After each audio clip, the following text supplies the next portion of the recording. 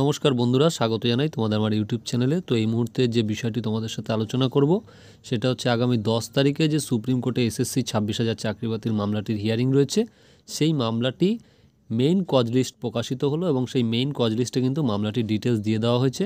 তো বন্ধুরা দেখে নাও সেই ডিটেলসটি। তো তোমরা এখানে দেখতে পাচ্ছ যে এটা কিন্তু 1 নম্বর কোর্ট রুম। তো বিচারপতি দেখতে পাচ্ছ অনারেবল চিফ জাস্টিস এবং অনারেবল জাস্টিস সঞ্জয় কুমার, অর্থাৎ আগের দিন যারা ছিলেন।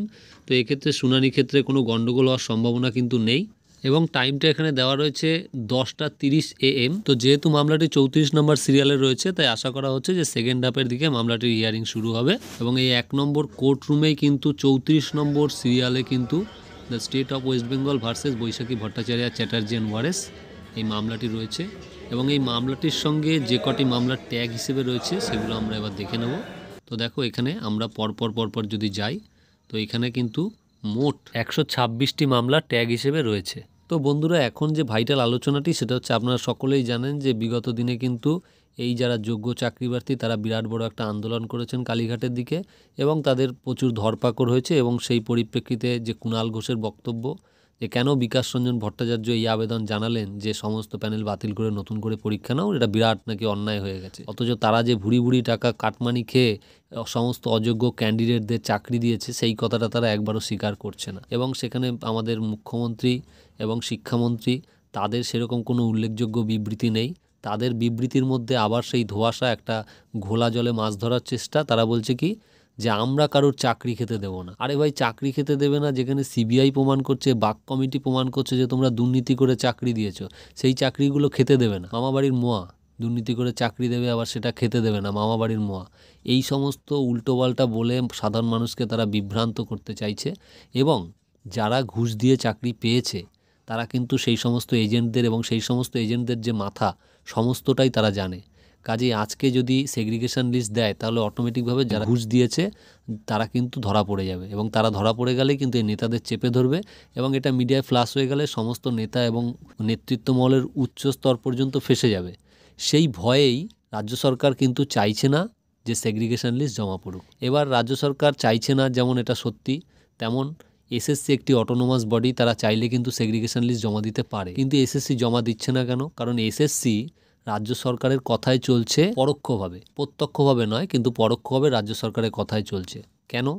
তার কারণ হচ্ছে, আপনারা একবার ভেবে দেখুন যে একটা অর্থ দপ্তর যেখান থেকে যে ভ্যাকান্সি কতগুলো পাবলিশ করা হবে, কতজন লোককে মাইনে দেওয়া যাবে সেটা নির্ধারিত হয়, সেই অর্থ দপ্তরের নির্ধারণের বাইরেও বেশ কিছু ক্যান্ডিডেটকে এসএসসি অবৈধভাবে জয়েনিং করিয়েছে এবং তারা মাইনে পাচ্ছে। তাহলে তাদের মাইনেটা তার ভুতুরে মাইনে নয় যে আকাশ থেকে মাইনে এনে দেওয়া হচ্ছে, অর্থ দপ্তর থেকেই দেওয়া হচ্ছে। তাহলে অর্থ দপ্তরের লোকেরা পর্যন্ত এই করাপশান জানে, কই তারা তো কখনো এটা ফ্ল্যাশ করেনি। তার মানে এবার ভেবে দেখুন যে যেখানে অর্থ দপ্তরের লোকেরা পর্যন্ত এই অপরাধ, এই অন্যায়কে সমর্থন করে এসেছে বা মানতে বাধ্য হয়েছে, সেখানে এসএসসির কর্তারা তো অসহায় হবেনই, কারণ তাদের হাতেই যেহেতু এই নিয়োগের দায়িত্বটা রয়েছে, তাই তাদের তো মুখ বুঝে সেটা সহ্য করতেই হবে, না হলে হয়তো নানা রকম তাদের উপর প্রেশার আসবে। এবং এক্ষেত্রে সে একই প্রেশার কিন্তু কাজ করছে যে এসএসসির যে চেয়ারম্যান এই কথাগুলো বলছেন যে আমি কিছুই জানি না, আগের যে চেয়ারম্যান সে যা করার করে গেছে, না করে গেছে, আমি কিছু বলতে পারবো না, এর বাইরে আরও 30টা বেরাতে পারে, তখন কি হবে, অমুক তমুক। আরে সে তো ঠিক আছে, কিন্তু এসএসসির আগের চেয়ারম্যান তো আর পোটলায় করে সমস্ত বস্তা বেডিং নিয়ে, সমস্ত ডকুমেন্ট নিয়ে এসে নদীর জলে ফেলে দেয়নি বা নষ্ট করে ফেলেনি। নষ্ট যেটা করা হয়েছে সেটা অবৈধ টেন্ডারে হোক, যেভাবে হোক নষ্ট হয়েছে, সেটা অস্বীকার করার জায়গা নেই, কিন্তু বেশ কিছু ডুপ্লিকেট ডেটা কপি তো এসএসসির কাছে থাকবেই, থাকারই কথা, কিন্তু সেই ডেটা কপিতেও ম্যানিপুলেশন করা হয়েছে ইচ্ছাকৃতভাবে, যাতে করে কিনা যোগ্য অযোগ্য এই সমস্ত ক্যান্ডিডেটদেরকে ঘুলিয়ে দেওয়া যায়, এটা থেকে বাছাই করা মুশকিল হয়ে যায়। এমন কিন্তু নয় যে এসএসসির কাছে অথেন্টিক কোনো ডেটাবেস নেই, অরিজিনাল ডেটাবেসের ডুপ্লিকেট কপি তাদের কাছে রয়েছে, কিন্তু সেটা তারা প্রকাশ্যে আনবে না। তারা যেটা করছে, তারা ইচ্ছাকৃতভাবে স্বতঃপ্রণোদিত হয়ে একটা ডিজিটাল কপি সব কিছুর তৈরি করেছে এবং সেখানেই সমস্ত বিষয়টাকে ঘুলিয়ে দেওয়ার চেষ্টা করা হয়েছে।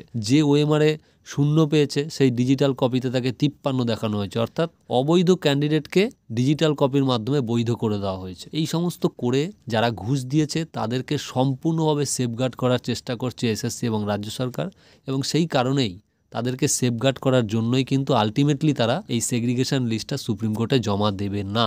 এটা কিন্তু এখনো পর্যন্ত পরিষ্কার। তবে যদি কোনো রকম এসএসসি সেটা সুপ্রিম কোর্টে জমা দেয়, সেটাও কিন্তু সাবজেক্ট টু ভেরিফিকেশান। তার কারণ প্রধান বিচারপতি একটা কথা বলেই দিয়েছেন যে এসএসসিকে এ বিষয়ে কেয়ারফুল হতে হবে।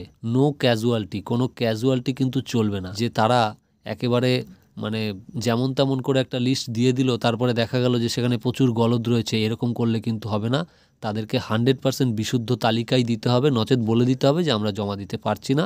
তারপরে সুপ্রিম কোর্ট যা আইন আছে সেই অনুযায়ী ব্যবস্থা নেবে। তো বন্ধুরা, এই বিষয়টাকে বেশি বক্তব্য করে দীর্ঘায়িত করছি না, কিন্তু যেটা আমার বলার সেটা হচ্ছে যে যোগ্য শিক্ষকদের প্রতি রাজ্য সরকারের যে মনোভাব আপনারা দেখেছেন আগের দিন, যে কিভাবে ধরপাকড় করেছে, এবং তার পরিপ্রেক্ষিতে তারা যে আজকে শিক্ষামন্ত্রীর সাথে দেখা করেছেন এবং ডেপুটেশন দিয়েছেন, এই বিষয়টাকে আমি সাধুবাদ জানাই। এবং আমার মনে হয় 10 তারিখেই হয়তো ফাইনাল হিয়ারিং হয়ে যাবে, এবং সেই জন্য 10 তারিখের আগে পর্যন্ত রাজ্য সরকারের উপর ক্রমাগত চাপ সৃষ্টি করে যাওয়া উচিত। যদিও তারা অযোগ্য ক্যান্ডিডেটদেরকে বাঁচানোর জন্য, যাদের কাছ থেকে কাটমানি খেয়েছে তাদেরকে বাঁচানোর জন্য তারা কোনোদিনই সেগ্রিগেশন লিস্ট দেবে না, কিন্তু তা সত্ত্বেও যারা যোগ্য তাদের শেষ চেষ্টাটুকু করে যেতে হবে। আমাদের দেশের আইন এমনই, সেখানে কিন্তু যদি কোনো কিছু প্রমাণ করা না যায় সঠিকভাবে যে কতজন যোগ্য কতজন অযোগ্য, তাহলে দুর্ভাগ্যের হলেও এটাও সত্যি যে আইন অনুযায়ী সমস্ত প্যানেলটাই বাতিল করতে হবে প্রধান বিচারপতিকে, সেটা তিনি নিজের মুখেই বলেছেন। তো আগামী দিনে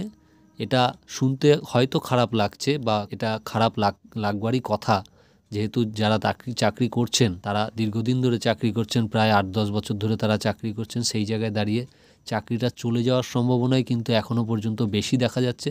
তার কারণ এসএসসি হয়তো আগামী দিনে বলার সুযোগ পাবে 10 তারিখে, কিন্তু তার আগেও কিন্তু তারা চাইলে সেগ্রিগেশন লিস্টটা জমা দিয়ে দিতে পারে। কিন্তু আজকের ডেট পর্যন্ত সেই রকম যে 100% বিশুদ্ধ সেগ্রিগেশন লিস্ট তারা জমা দিয়েছে সেরকম কোনো খবর কিন্তু নেই, বা তারা যে বলেছে যে এর বাইরে আর কোনো দুর্নীতিগ্রস্ত নেই, সেরকম কোনো খবর কিন্তু এখনও পর্যন্ত আমি পাইনি। তো বন্ধুরা, এখনকার জন্য এইটুকুই খবর, এবং এটা খুবই দুর্ভাগ্যের খবর, হতাশার খবর।